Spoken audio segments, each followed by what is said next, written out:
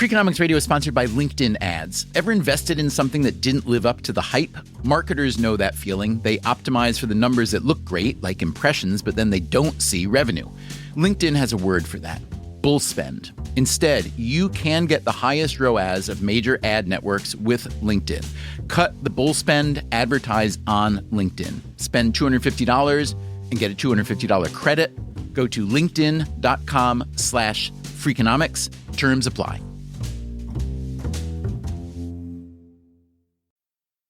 Freakonomics Radio is sponsored by Hotels.com. Hotels.com gives you access to hundreds of thousands of hotels worldwide. And when you join for free, you can save up to 20% instantly with member prices.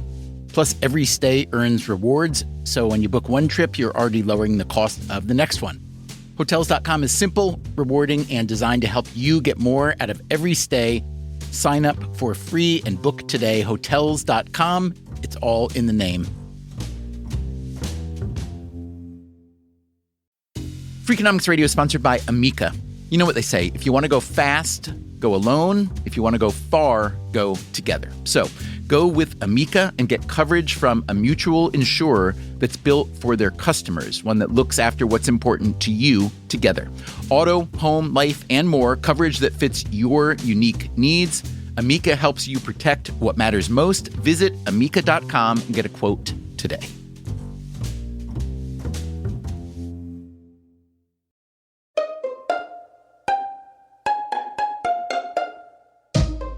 Hey there, it's Stephen Dubner. There's a pretty good chance that you or someone you love has recently received or given some sort of game as a holiday gift. If so, there's probably an even better chance that the playing of said game will ultimately lead to competitive urges that had been capably subdued to that point. It will perhaps even lead to tears. No one likes to lose. Wouldn't you like to avoid the tears of defeat? The following episode will help you do that. It's called How to Win Games and Beat People. It was part of our Self-Improvement Month series from 2016. We've updated it slightly. If you want to hear the rest of the series, our podcast archive is at Stitcher or Freakonomics.com. Thanks for listening, and good luck.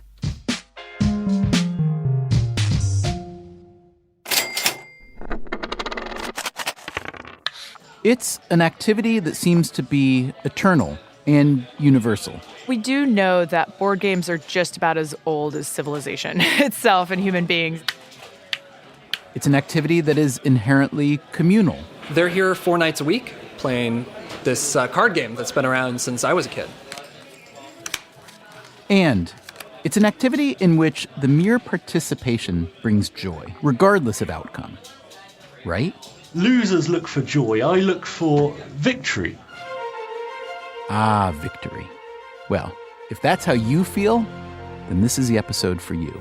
How to win games and beat people. Because winning feels like this. Hot damn! Woohoo! Yeah!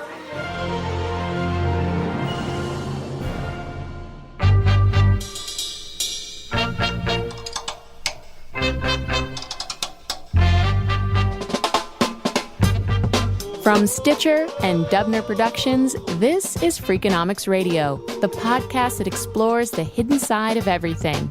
Here's your host, Stephen Dubner. I love to play games. There, I said it. For a long time, I was afraid to admit how much I like playing games because it seems a bit childish, and as adults, we are encouraged to do away with childish things. But you know what? I've changed my mind, because playing games means that you're taking part in the glorious progression of civilization. My favorite game, for instance, is backgammon. So backgammon is a great example of a game that has ancient roots, in this case, Greek. And that is Mary Pollan. I'm the author of The Monopolists, a book about the secret history of the board game Monopoly. Pollan knows the history of other games as well. Okay, so Senet goes back to Egypt. Around 3500 BC. Go and Liubo, which are Chinese games, also go back to the earliest known civilization. That goes back to Mesopotamia. Parcheesi goes back to India. Dice, Mesopotamian. Backgammon, Byzantine Greece. checkers, ancient Egypt, and then, of course, Monopoly in 1904, and a whole bunch of other stuff in between. Game playing boomed in America. Much of the boom emanated from Massachusetts, which was home to both the Parker Brothers and Milton Bradley companies. Boston had a lot to do with it. It was a major port. It was a major shipping hub. So a lot of these games that had ancient roots were coming through via the sailors and folks on ships. In the U.S., ancient games were modernized, new ones were invented, and history itself conspired to create demand. So first of all, you have electric lighting. Now you could play games at night. Also, child labor was going out of fashion. We start seeing laws that allow for children to go to school. Just across the board, you have a rise in leisure time. Board games become part of a lifestyle that previous generations wouldn't have even conceived of. Fast forward now a few more generations. Newer games allow there's more creativity, there's more strategy. Like, the classic games are fun, but it's like Monopoly or like Chutes and Ladders. Eventually, you're just rolling a dice, something happens, and that's it. That's Martin Walker. Walker is a grad student in Knoxville, Tennessee. Today, he's visiting New York, and he's at a board game cafe in Greenwich Village called the Uncommons. With his wife, Jenny Chin, and a friend, they are playing a game called Takenoko.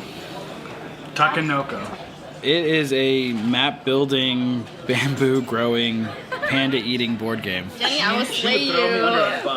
I just started this game and I will slay you. Let's see about that. We'll see. We're going to find out this month. It's not a competition and it's not really a group work thing. We're each helping to grow a farm, but we're also taking advantage of what they've built and taking it from them. It's kind of similar to Settlers of Catan. Yeah, you're building the same map, but you have your own agenda. Yeah.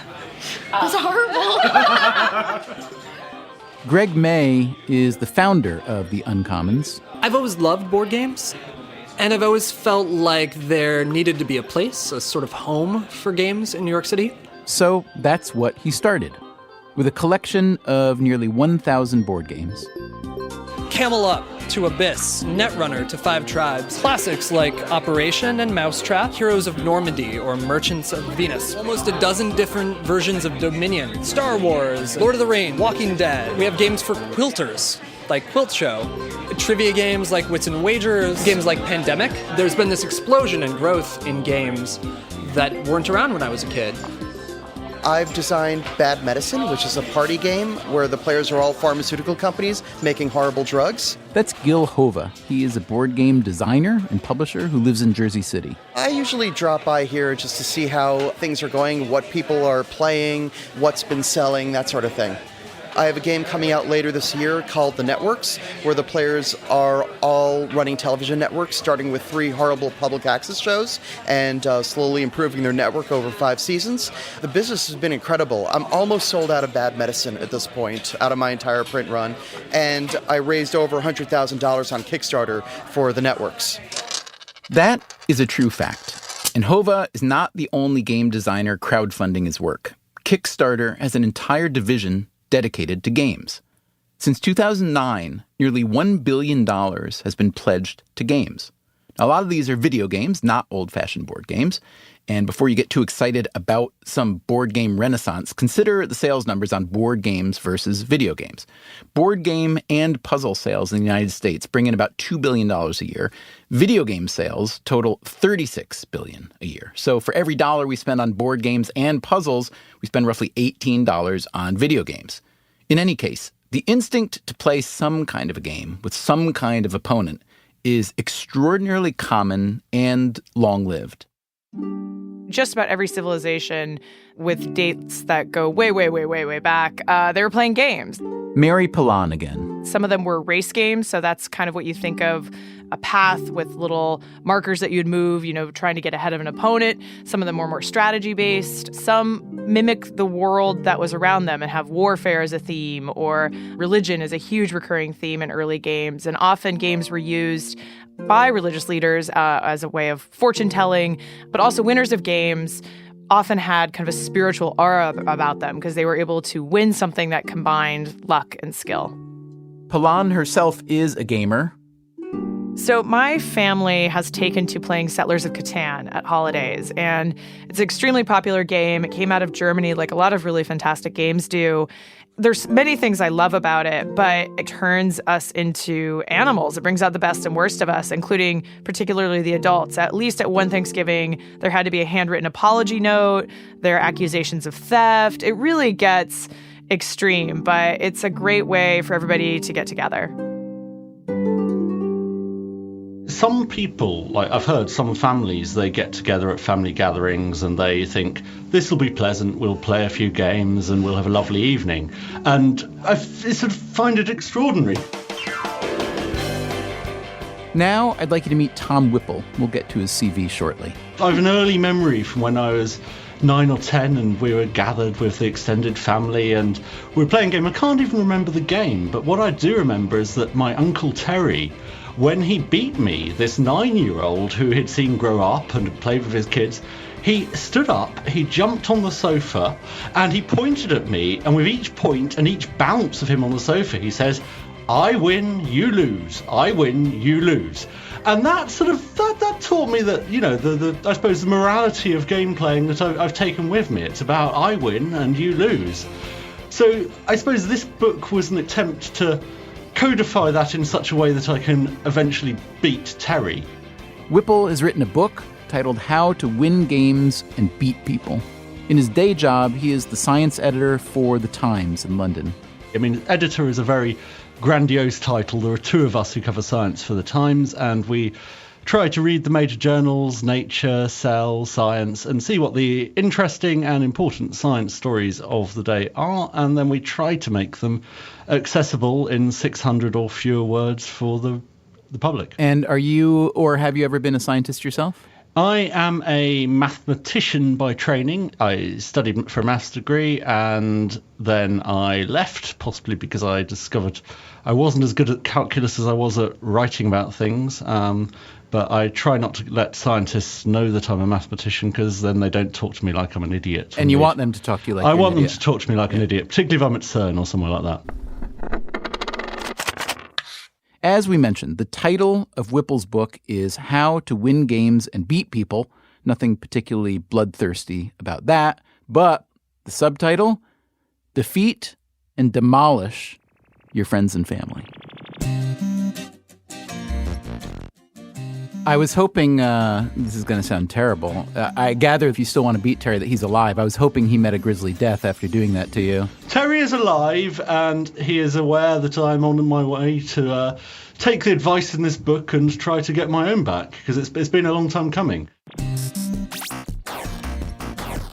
Today, how to win any game, if not with grace necessarily, with Tom Whipple as our guide and his book as our Bible. Really, the premise for it, I suppose the elevator pitch was it's preposterously overqualified people advising on games. So I have a special forces soldier on pillow fighting, and I have a structural engineer on Jenga, and games theorists all over the place. But let me ask you, I guess, an obviously paradoxical question about your mission here. Let's say if I'm the only one who reads the book and I learn how to win every game, then I plainly have an advantage. But then if you read the book as well, then you have that same advantage. And then the game theory puzzle becomes a very, very different one, does it not? I mean, you've described sort of a meta game theory problem. It's sort of game theory about a book about game theory. How many people read my book before it's a failure? I'll just say, and I think both my agent and publisher would agree with this. I'm very happy to take that risk. If enough people are prepared to buy my book, I would consider that I've won a completely different game, which is the game to get a house in Kensington. Let's take Jenga. First of all, describe why you went to a structural engineer to figure out the best way to win at the game. I spoke to a structural engineer who spent a lot of the time talking about how he likes to beat architects at Jenga, because his fundamental hypothesis was they can do all of their fancy drawings, but he can play Jenga. But actually, the most interesting person was a woman who invented it I spoke to. And she said that when she plays Jenga with people, she's often accused of cheating, because she likes to put her elbow against the tower when she's pulling out the blocks to stabilize it. And people say, you can't do this. And she says, well, look, I invented the game. There's only 3 rules. You can only use one hand. You can only take out one block at the time. And if that block touches the floor, then it's over. And her other tactic was, I don't know if you've played with those annoying people who aren't trying to get this as high as possible. And instead of taking the ones from the outside, there's the ones on either side, they take the one from the middle, which means that row's then useless to you. You can't move any more. Well, what she'd do is she'd pinch the ones on the outside, the one on the left and the one on the right, and move them together so that she can then take one of them out and get another piece of value out of that row. And again, she says, people say I'm cheating. For the beloved sport of stone skipping, also known as stone skimming, Whipple spoke with a guy called Kurt Steiner, who had a relatively simple goal in life. He said to his wife, I want to quit my job to become the world's best stone skimmer. And for 5 years he trained. But the interesting thing about this was there's a lot of theory on this. It's a standard undergraduate physics problem. And I was going to go to one of these physics professors to find out from them what the optimal way of throwing a stone is. And they all agree on the angles and the velocities and the spins and all of this. And they get their undergraduates to work it out. And obviously the problem with that, as I know well, having studied maths, is that their angles, velocities and spins are all based upon a perfectly spherical stone in a frictionless environment that does all of these things. And actually what Kurt Steiner discovered was that none of it was true.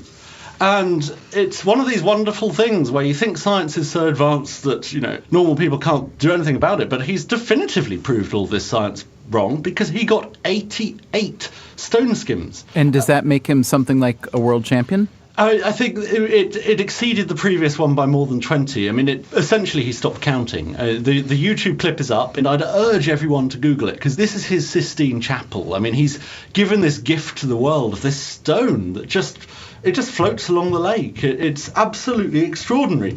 And the way he did it was he aims, rather than the physics which says you throw in at an angle, it comes out at that angle, he throws at about 30 degrees. And he throws so fast, he uses 30 degrees down or up? 30 degrees angle to the horizontal. What would look like straight into the water? It would be pretty close to straight, but he throws it so fast. What he does is he moves his entire body, so he swivels his shoulder, and he's got colleagues in the profession who've had sporting injuries as a consequence of doing stone skipping, where he swivels his whole shoulder back and brings his arm, and it's almost like a whip, and then all of the movement goes into the very tip of his arm, and out goes the stone as fast and with as much spin as possible. And it looks like it's going almost directly down into the water, except by the time it hits the water, it's not going directly down, and then it comes out at about 5 degrees. Okay, so here's the thing. Most people listening to this probably are not going to take up stone skipping, only because it requires a lot of things, the water, the stones, an arm, a fair bit of lunacy, and so on. But many, many, many people who listen to this do routinely play games with their friends, family, people they love, people they might not love so much. And I would like to propose that you and I, right now, on the radio, play a few of these games against each other and see how it works out. Are you up for that, Tom? I'm absolutely up for that. I asked you to prepare a little bit by bringing into the studio a couple of the games that I've brought into the studio. And I do want to make an admission to you, which is, as a professional, I have not acted professionally here, in that typically I would read the book, or at least most of the book, of the person I'm interviewing. And in this case, I purposely did not read it because I did not want to know your secrets yet. So let me apologize for not having read your book yet. That's fine. I mean, this slightly fills me with dread because it makes it all the more embarrassing when I lose. Well, that was kind of my idea, Tom. I was thinking that if I could maybe beat you, so I thought we'd play 4 games, and I thought if I could beat you at one, where you have the optimal strategy for all 4, that a 1-3 record might make me look a little bit like a hero. As game theorists call it, I think that would be our Nash equilibrium, because if I can only lose on 1, then I'll be very happy as well. So how would you feel about 1 victory and 1 draw for me? Would that push us over into the hero category for me, or not quite? Well, if we're going to do games like rock, paper, scissors, then there's an element of chance that I can always blame. I can always say it's only going to be 60% in my favour. Already blaming with the chance. Yeah. I've got to get the excuses in early, yeah. Coming up on Freakonomics Radio, I quickly accomplish my first goal, getting in Tom Whipple's head. You've got nothing to lose in this. It's me who's got the entire reputation of my publishing future. But soon, he recaptures the psychological high ground. So you began that by saying, because I'm your friend. So I think you're just trying to gain my trust so that you can lie. And we have to work out some ground rules for rock, paper, scissors. It sounds like what baboons do with their bottoms, doesn't it?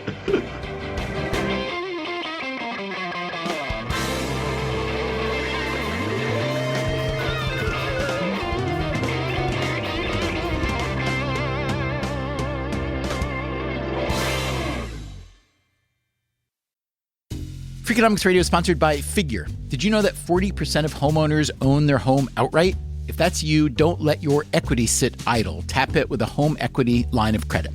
Figure, the #1 non-bank HELOC lender in the U.S., helps tap equity you've built in your home so you can do things like tackle a renovation or pay down debt. HELOC is a line of credit secured by your home. You can draw what you need, repay, and draw again. Figure offers a 100% online application. Get approved in 5 minutes and funding in as few as 5 days. It's faster than a bank loan and cheaper than a personal loan. Check your rate today without impacting your credit at figure.com/Freakonomics. This post is sponsored by Figure, NMLS ID 1717824. Figure is an equal housing lender. For more information about their licensing, visit nmlsconsumeraccess.org. Figure's HELOC is subject to credit approval and terms apply. Freakonomics Radio is sponsored by Principal, the perpetual pen tapper, the arbitrary fridge reorganizer, the holiday party planner that starts in May. Principal knows that your star employees have their work quirks. Principal also knows how much those employees mean to your business. You need them. They need benefits. Work with Principal so they can help your team with a retirement and benefits plan that's right for them. Principal Life Insurance Company, Des Moines, Iowa.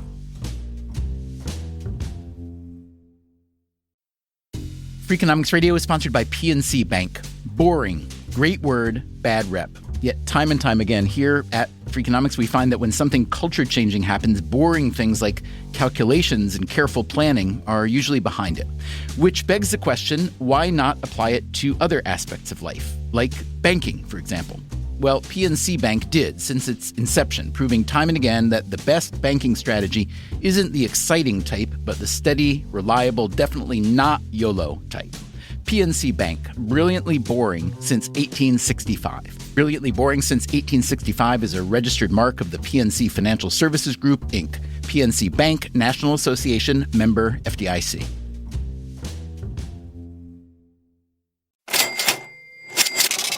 Tom Whipple, the author of How to Win Games and Beat People, has agreed to play 4 games with me.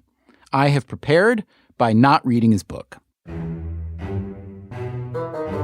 What you're about to hear is a substantially edited version of our battle because it took more than 2 hours to play, and I don't think even the most devoted Freakonomics Radio listener is interested in listening to 2 grown men play board games for 2 hours.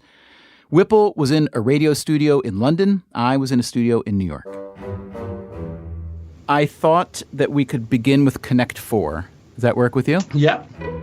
Now, I should also say that in anticipation of this Game Fest, we've brought a couple participants into the studio here to act as, well, might be referees because we want to make sure that, no offense to you, but I cheat a lot at everything, so... Well, the point of this game is I think that we shouldn't, or this book is that we shouldn't really trust each other and we're all out to win, so no, I understand. Well said, yeah, okay. So I've got here Irva Gunja. Irva, can you just say hello? Hello. And Irva, is there anything you can say in a sentence or two that, do you want to take a pledge of honesty as a moderator referee? I will take that pledge. I also brought with me my iPhone so I can record anything if we need it for the record. And I also have a very official referee's whistle here. Let's hear it.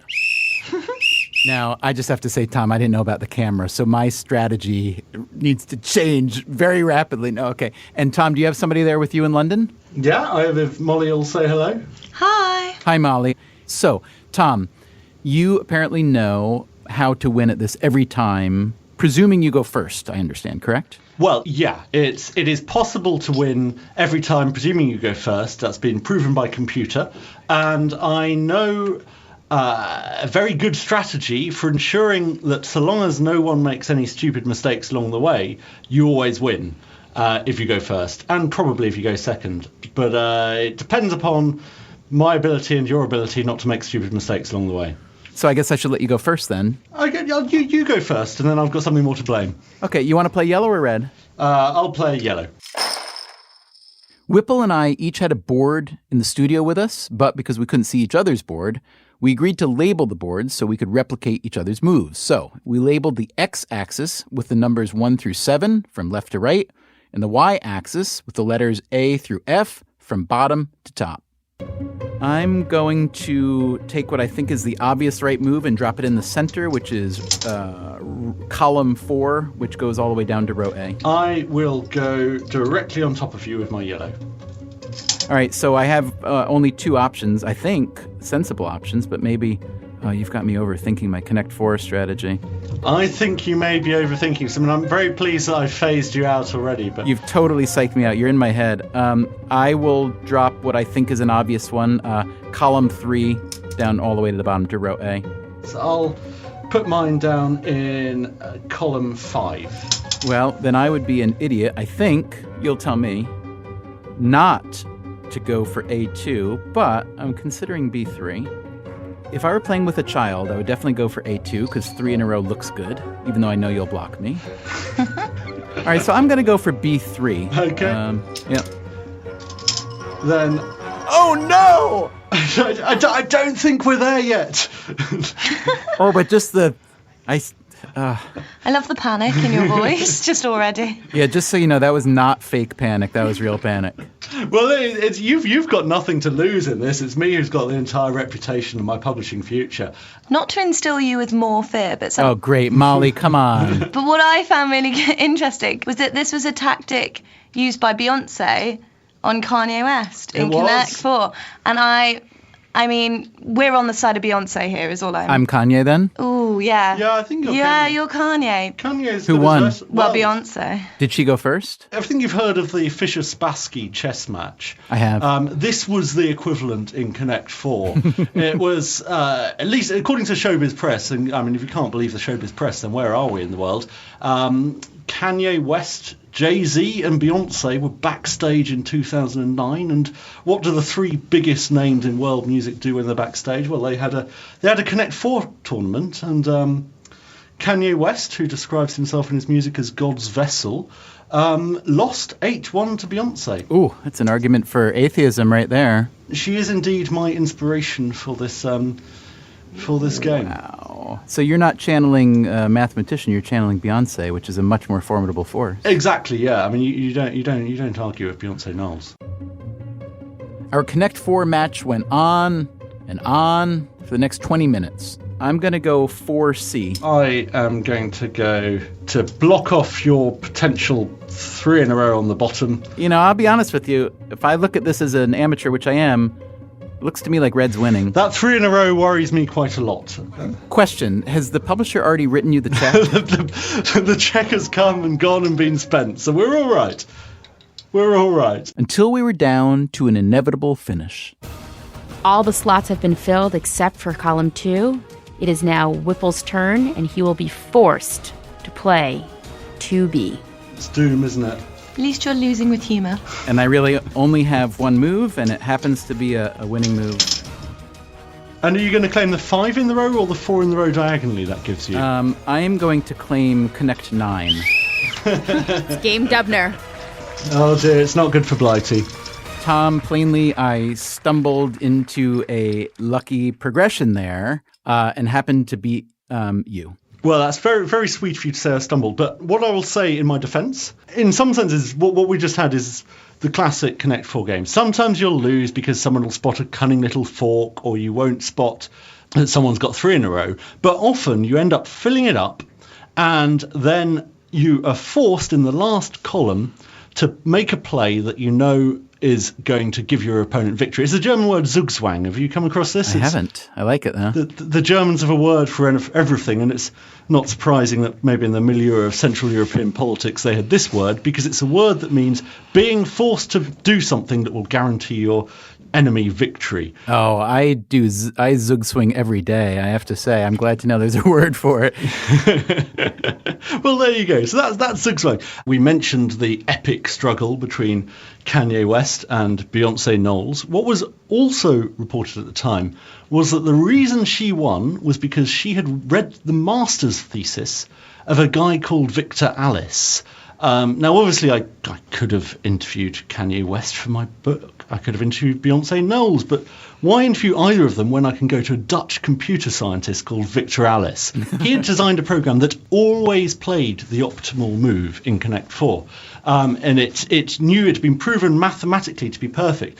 There are 4.5 trillion different combinations in Connect 4. But what he said to me is he was a sort of relatively keen player, and he says, look, I bet you've lost games of Connect 4 where you feel that was just bad luck.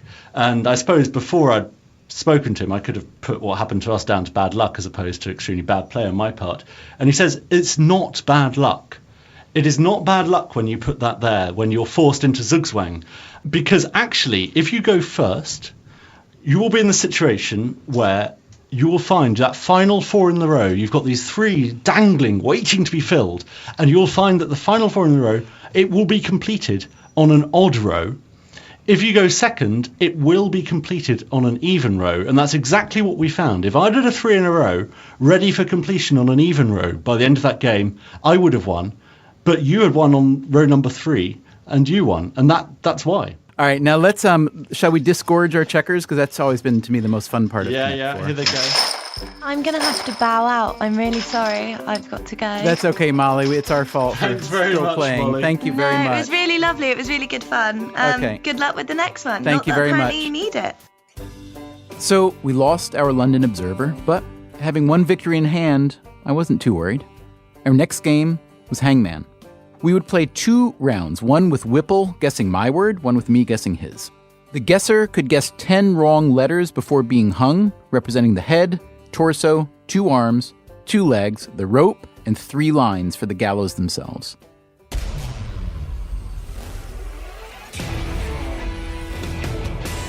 So all I need to know is how many letters. Okay, and I'll tell you there are 4 letters. Now tell me immediately, is that a good thing to go short or bad? Oh yeah, it's a very good thing to go short. All right, go for it. So, A. That is a miss. 9 guesses remain. That is a miss. I'm going to go down the vowels on this, but you don't always. So I'm going to go E. That is a miss. 8 guesses remain. Oh, you have done something with a Y or something, haven't you? Or have I? Exactly. Well, I can do nothing but stick to my strategy, so I'm going to go for an O. That is a hit.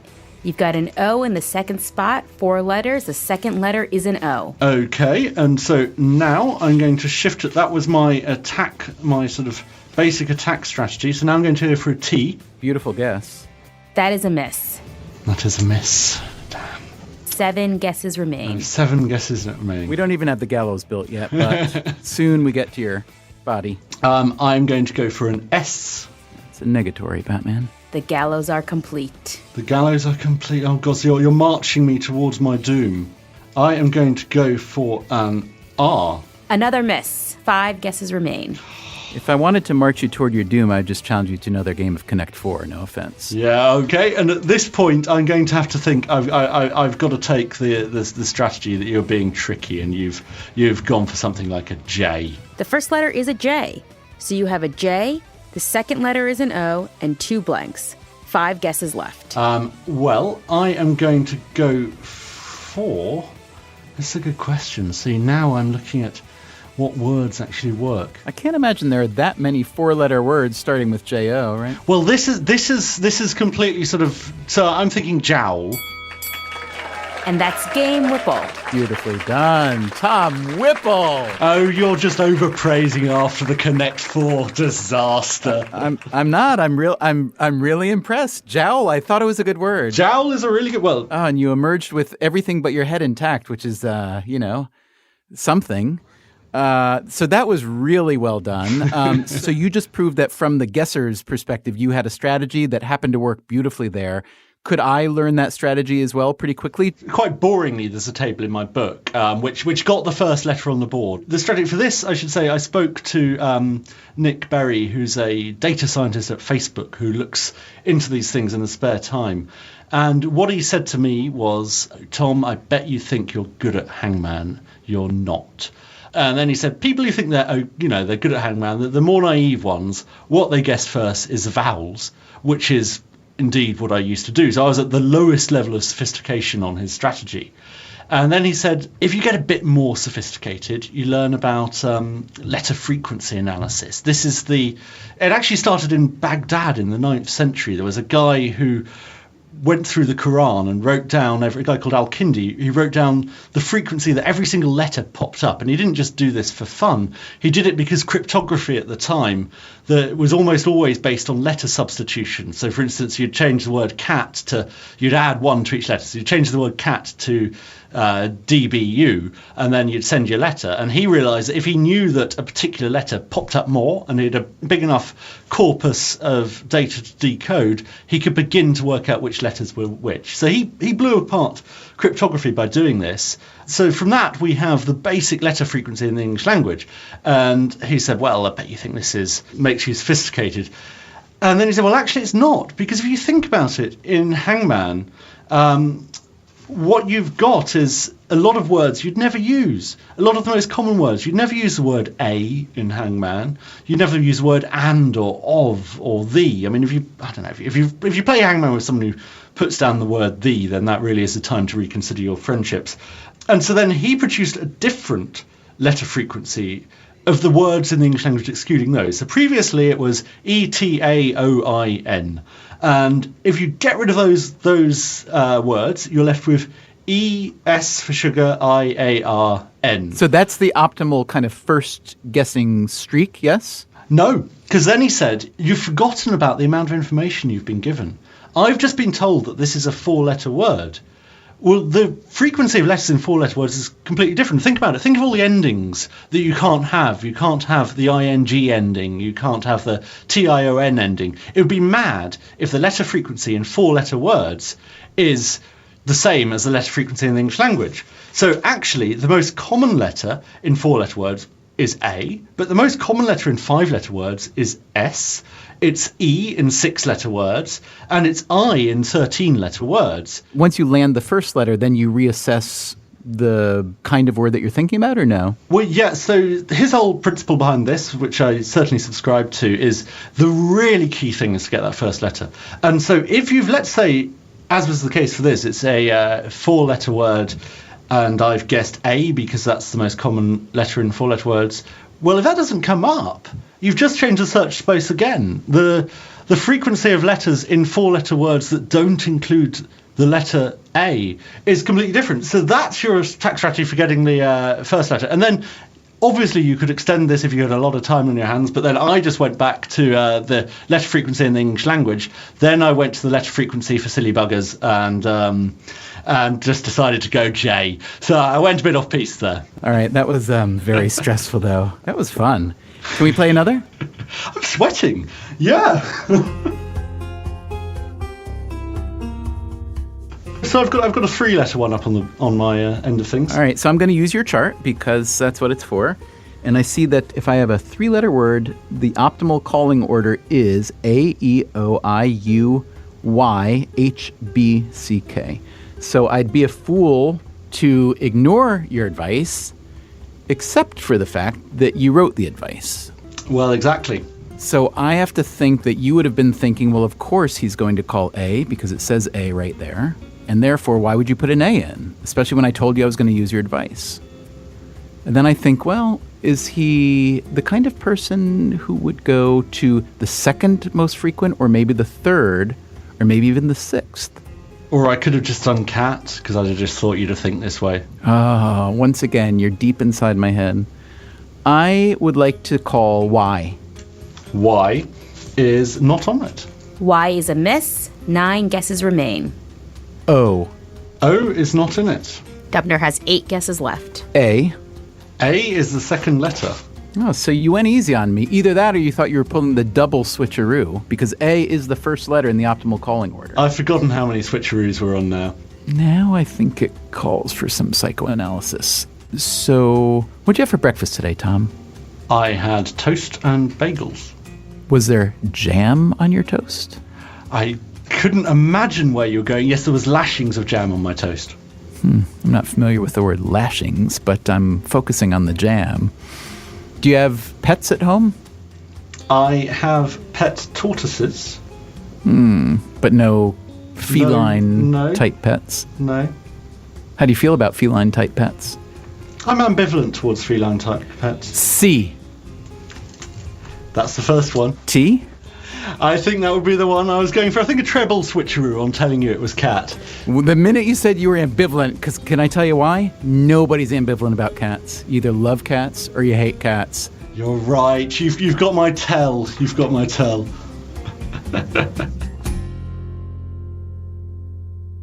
So, Hangman ended in a draw. He won his round, I won mine, which meant I'd already achieved my goal of 1 victory and 1 draw in 4 games against the game expert, meaning I could afford to lose the last 2 games, which was fortunate because, well, here we go. How about we play Battleship? Let's do Battleship. Is there a large advantage to going first? I don't think anyone's particularly done the maths on it, but I don't think it's huge. All right, Tom, you can go first then. Okay, I'm going to stick it right in the middle at E5. And that is a hit. Congratulations. Thank you very much. So I know that you like to go in the middle as an aggressor, but obviously you know that as an aggressor it's a good idea to go in the middle, so maybe you wouldn't have put a ship there. On the other hand, you know that I did not know that E5, and you gave me cat for Hangman. So I'll say E6. Okay, E6 is happily a miss. So now I'm on my hunting strategy, and I just know that there's a ship either side of this. So I am going to go for E4. E4 sadly is a miss. Okay. H2. H2 is a miss. Going to work round D5. D5 would be a Mississippi. I will next choose I-10. I-10 is also a miss. Now, you did lay ships down on the board, correct? Rather, you have a photograph to prove it. E6. That would be a hit. So Whipple has 2 hits, Dubner has none. I don't know if that was necessary here, but that lowered my self-esteem here. B1. B1 is a miss. Now the question is whether with E7 I will have sunk your battleship. Hit. Oh, it's a big one. That's 3 hits, no ship sunk. A8. A8 is, I'm sorry to say, a miss. Not that sorry. I'm not that sorry at all. Delighted. Okay, E8. Hit and sunk.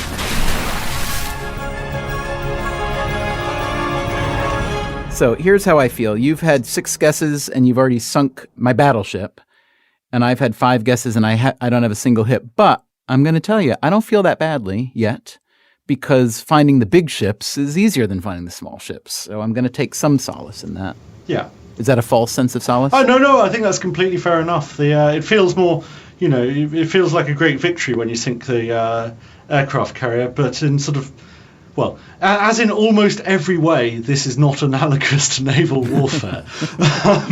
There's not really not a single way in which this relates to real battleships. J3. J3 is a miss. H7. H7 would be a miss. Okay. Tom, close your ears for a minute. They're closed. Dear listener, his H7 was disastrously close to 2 ships. Thank God. C10. Again, a miss. H5. An interesting choice. It is, however, also a miss. Hey, Tom, close your ears for 35 seconds or so. 35 seconds. Okay, that's coming off. Dear listener, that was unbelievably close. Again, thank God. Hey, Tom? Yeah?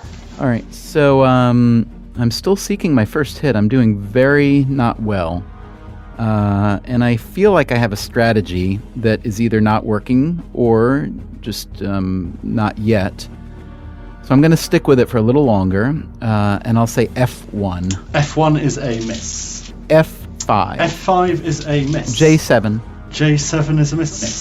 So I've got to wonder now. I've really scattered the board. 1, 2, 3, 4, 5, 6, 7, 8, 9, 10 scattered guesses and not a single hit. And I can't remember ever playing 10 single first guesses and not a single hit. So I've got to think that maybe rather than scattering, you're maybe clustering, and there's a quadrant that I just haven't wandered into where I'll find the mother lode. Would the quadrant include H8? It would not. Again, you did put ships on the board, yes? Oh, there are ships, there are photographs to prove it. They're just using their British pluck to evade your artillery. All right. F8. Hit and sunk. You've sunk my 3-hole ship. So you've now sunk a 4 and a 3. So I can tell you, because you're my friend, and because I think you're going to beat me anyway, I'm worried about my strategy now. Do you understand why I'm worried, besides the fact that I'm behind? Is it because you've been putting ships next to each other? Yes. Thinking that I would... Confound me with it. Confound you. But if indeed I've done that consistently, then the confounding will come to a crashing halt. But see, you began that by saying, because I'm your friend. So I think you're just trying to gain my trust so that you can lie. I appreciate your thinking of me as strategically as that, and as nastily as that. Clearly, my strategy was a hard failure, an embarrassment. I did finally get a few hits, including Whipple's destroyer, and that's the ship with just 2 holes, the hardest one to find. So you've got rid of my most valuable ship. All right, well, that's something. So people who play this competitively, which are vanishingly few, would not generally put many ships on the outside of the board. Why is that? Well, because if you think about the hunt strategy, so once you've targeted it, once you've hit someone's ship, you then have to look at the 4 squares either side of that hit to see which way the ship's going, to see if it's going up, down, left, right. If you've got it on the edge of the board, you've immediately put it in a situation. And for exactly the same reason, ideally you wouldn't put ships next to each other, because then there's a chance in hitting one that just in your search strategy, you're going to get a hit on 2. Now, because that's a strategy, obviously you then have to mitigate it, which is why I put one of mine on the edge of the board, because, if people know that it's bad to them on the edge of the board, then it's sometimes you want to mess around with them and put some on the edge of the board. So it sounds as though you're saying that your planting strategy, your setting up ship strategy, is to place them what seems to be randomly. Yeah. While avoiding the edges. Semi-randomly, avoiding the edges, avoiding putting them together, but occasionally putting them together and putting them on the edges, if that doesn't sound too ludicrous. Yeah, no, that makes sense. That's a kind of, an 80-20-ish kind of rule. Okay. I'm going to take a punt on you having some mad psychology with this, and I'm going to go for I9. Oh, no! That was a very good hit. Very good hit. Tom Whipple. Excellent. Well, you've won. Well, we're not there yet. Yeah. No, I can't, because mathematically... No, I've won. You're right. Yeah, I've won. All right, let me try to at least find your battleship, because that is the name of the game. So I will call it G9. G9 is a hit. There we go. Well, it's an honourable end. Well, again, Pyrrhic victories are victories in some fashion. Your fleet equipped itself well. J9 hit and sunk to the winner, Tom Whipple. Congratulations, well played. You too. I'm so shamefully embarrassed by my horrible play here, but hopefully it can help another player win another day. Yeah, it's demonstrated a point. You're a cautionary tale in Battleship.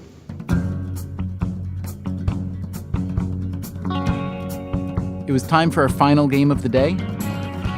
Rock, paper, scissors. We agreed to play best of 9 throws. We used to say rock, paper, scissors says shoot. That's our rhythm, but tell me what you do. I normally do 1, 2, 3, and then present. You don't say shoot, though. very pacifist version of rock, paper, scissors. 1, 2, 3, present. It sounds like what baboons do with their bottoms, doesn't it? So you're running the show here, so we'll say 1, 2, 3, present is what we're going to say? Yeah. All right, and we'll say it the same. Are you ready to play then? Okay, let's do it. Okay, so let me just say something before we go. On the first throw, I'm throwing rock, okay? Ready? Okay, let's do it. 1, 2, 3, present. Paper. Rock. A win for Tom. Win for Tom, and I told the truth. Yeah, okay. 1, 2, 3, present. Paper. Scissors. Scissors cuts paper. That is a win for Steven. 1, 2, 3, present. Rock. Scissors. Rock crushes scissors, and that is a win for Tom. So that is 2-1 Tom. 1, 2, 3, present. Paper. Scissors. Scissors cuts paper. That is a win for Dubner. So it's 2-all. 2-all. 1, 2, 3, present. Rock. Scissors. Rock crushes scissors. That is a takeaway for Whipple. That is 3-2 Whipple. You may have noticed by now that I've employed 4 scissors consecutively.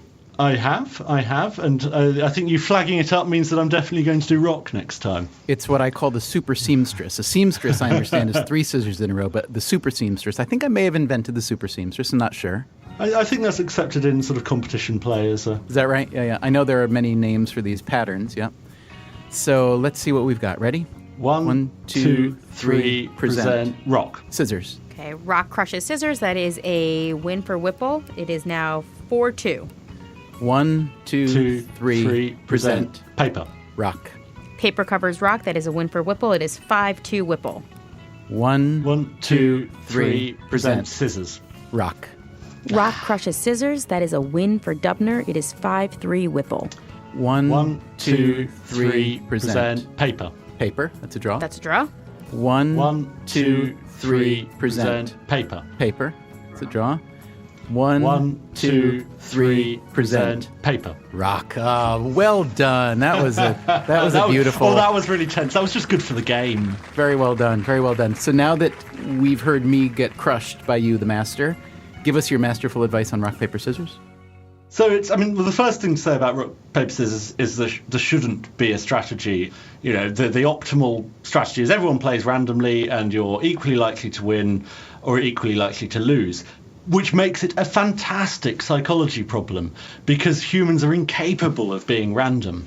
The reason I don't know what to do is there was a bunch of Chinese researchers who decided that they were going to find themselves a phenomenally indulgent grant awarding body, and they were going to get 300 students to play 360 games of rock, paper, scissors, and then they were going to look for strategies or look for ticks, the non-randomness that could be exploited. And the ones they found is sort of almost embarrassingly as an insight into how the human brain works.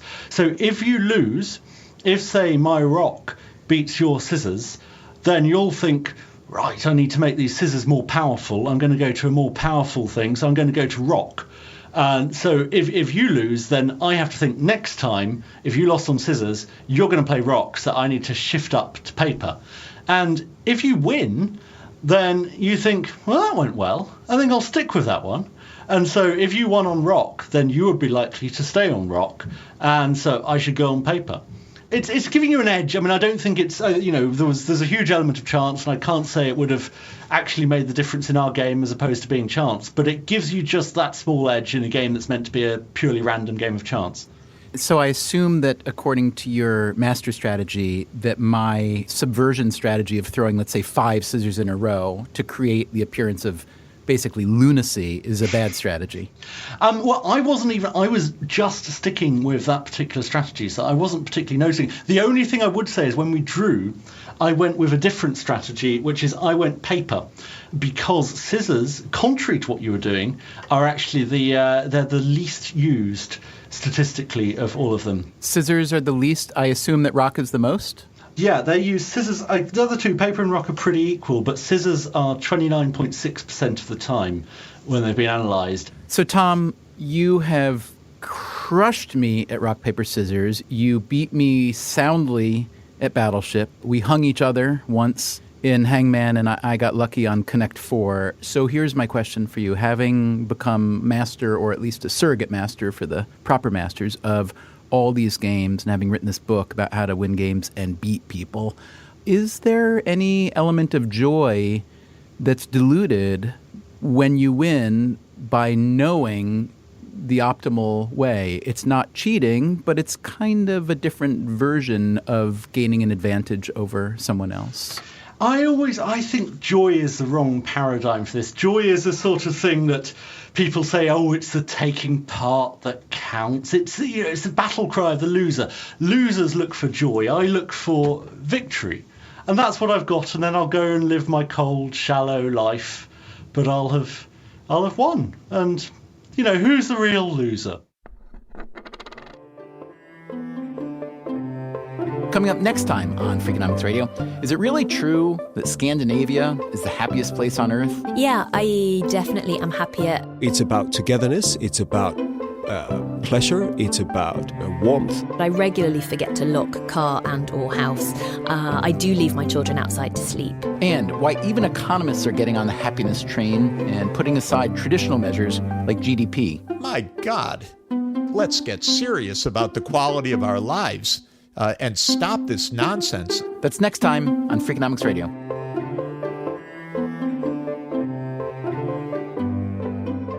Freakonomics Radio is produced by Stitcher and Dubner Productions. This episode was produced by Irva Gunja. Our staff also includes Allison Craiglow, Greg Rippin, Alvin Melleth, Harry Huggins, and Zach Lipinski. You can subscribe to Freakonomics Radio on Apple Podcasts or wherever you get your podcasts. The entire archive is available on the Stitcher app or at Freakonomics.com, where we also publish transcripts and show notes and much more.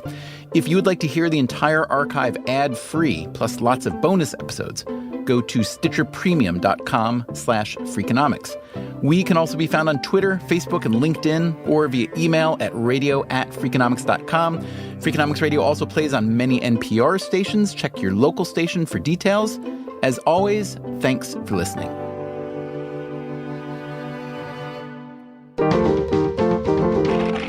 Stitcher.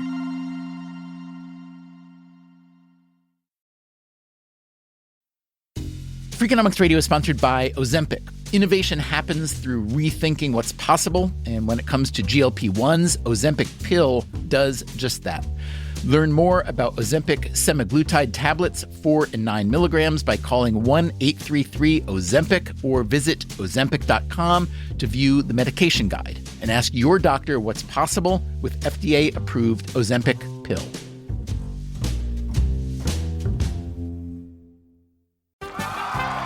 Welcome back to Should I See a Doctor?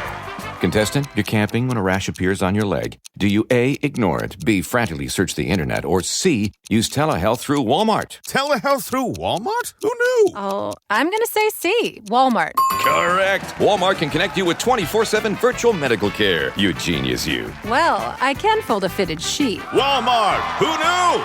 Telehealth services offered by third-party providers. Restrictions and fees may apply. Breathe in. Feel the sense of calm that comes from having up to $300 in overdraft protection with Go2 Bank. Now... Did you say $300? Yes. Now, back to our breathing. So if I overspend my balance, Go2 Bank has my back up to $300? Yes. Can we breathe out now? Less worries, more zen, with over $300 in overdraft protection. Tap to open an account today. Eligible direct deposits and opt-in required for overdraft protection. Fees, terms, and conditions apply.